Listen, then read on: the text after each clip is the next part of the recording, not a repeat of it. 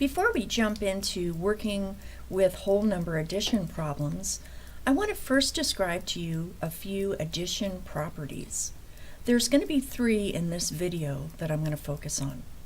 The first one is called Commutative Property.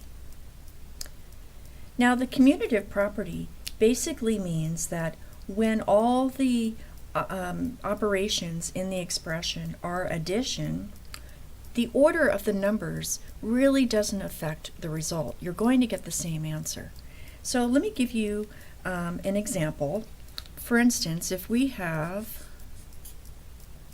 7 plus 9 plus 3, well, I could change up this order. Instead, I could write it as 7 plus 3 plus 9, and we should get the same answer.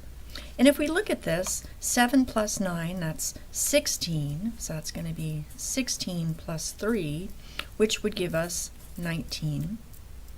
Now over here, notice we've got I basically swapped the places of those two numbers, and now I'm thinking 7 plus 3, well that's 10. 10 plus 9 is, in fact, 19. And so sometimes swapping the numbers makes it a little bit easier, especially if you're doing mental math. For instance, in this second problem, I can add 7 and 3 together really fast versus 7 plus 9. It might take, a half a second more or maybe more, longer, depending if you had enough sleep last night. But anyway, rearranging the numbers is allowed if all the operations are addition. So see, we have addition, we have addition. We don't have any subtraction mixed in or division or multiplication. So for commutative property, order doesn't matter.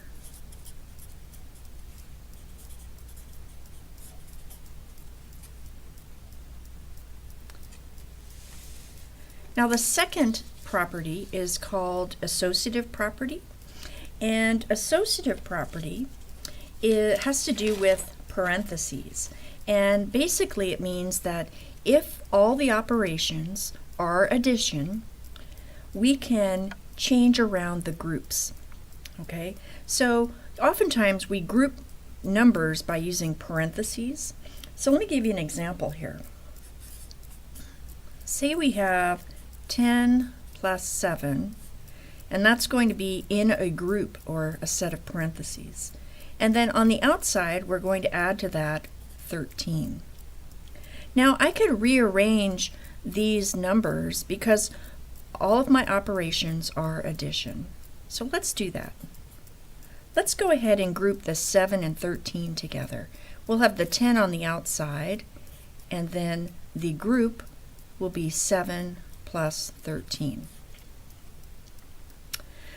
We're going to get the same result. So let me show you. 10 plus 7 is 17 plus 13.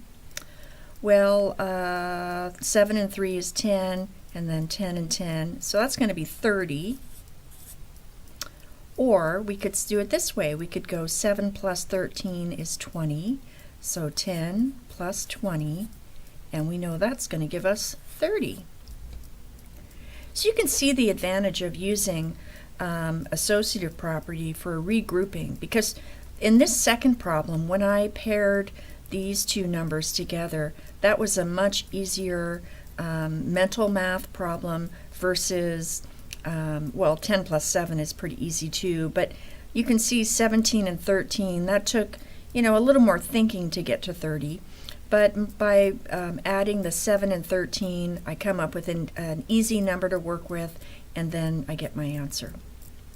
But basically, this means that we can regroup.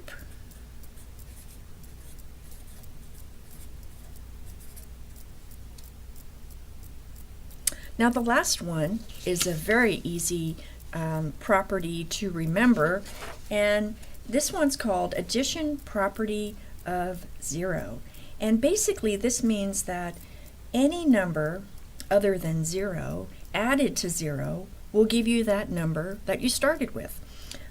So as an example, if we have, say, 5 plus 0, Well, that's 5 plus nothing. And if you are adding nothing to 5, that's what you're going to end up with. That's your result.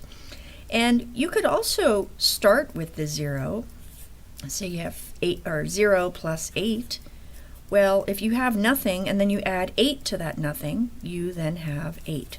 So any number added to 0, whether the 0 comes after the number or before the number, your answer will be that number that's not 0.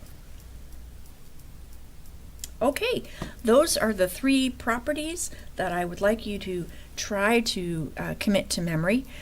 These properties will continue to be present as you go beyond this module into other modules and even into algebra.